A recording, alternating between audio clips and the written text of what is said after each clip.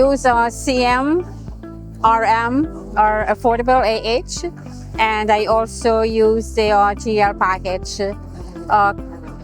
Within the last 2 years, we did our health check with MRI, and one of the, I would say, time-saving feature we got was the variance report, which allows us move from an Excel base to a product base within the product itself. And now all the department heads and responsible individual have the opportunity of going into MRI directly and writing the variance note with their initials, so that way they are held responsible and accountable of what they wrote.